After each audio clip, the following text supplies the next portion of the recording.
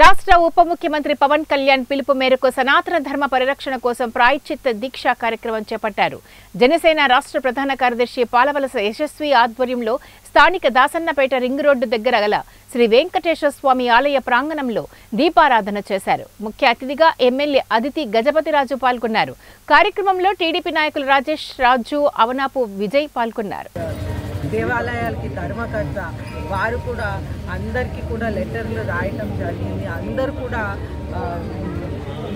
మనం లడ్డూలైనా మన ప్రసాదాలైనా అన్న ప్రసాదాలైనా ఏ విధంగా జరుగుతున్నాయి, దాంట్లో ఏమేమి వాడుతున్నారనేది ముఖ్యంగా తెలియపరచాలనేది ఒకటి మన ప్రభుత్వంలో తెలుసుకోవటం అనేది ముఖ్యంగా జరుగుతుంది.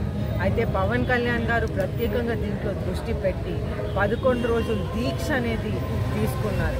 ఎందుకంటే ఒక రిలీజన్ని ఇంకొక రిలీజన్ రెస్పెక్ట్ చేయటం అనేది మన భారతదేశంలో తరతరాల నుంచి వస్తున్న సంస్కృతి. మనకి ఎప్పుడైనా భారతదేశంలో ఎన్నో రిలీజన్స్ ఉంటాయి. హిందువులు, క్రిస్టియన్స్, ముస్లిమ్స్, సిఖ్స్ అందరూ కలిసి మనం ఇన్ని సంవత్సరాల నుంచి మనం నివాసం చేస్తున్నాం.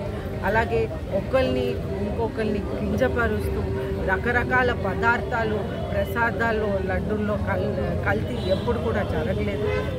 అలాగే మనం చూస్తుంటే శ్రీ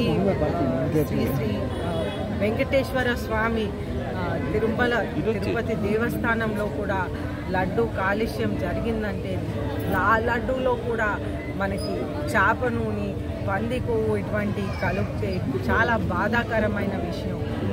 ప్రతి ఒక్కరు కూడా ఇంకొక రిలీజన్ని, ఇంకొక మతాన్ని మనం రెస్పెక్ట్ చేయాలని ప్రజలందరినీ కూడా కోరుకుంటూ నేను సెలవు తీసుకుంటాను. ఈరోజు మేము విజయనగరం నుంచి మన వెంకటేశ్వర స్వామి టెంపుల్ రింగ్ రోడ్ దగ్గర నుంచి మేము మా జన సైనికులం, అలానే ఎన్డీఏ కూటమిలో ఉన్న ప్రతి ఒక్క నాయకులు, ముఖ్యంగా ఇక్కడ సిట్టింగ్ ఎమ్మెల్యే అయిన అదితి గారు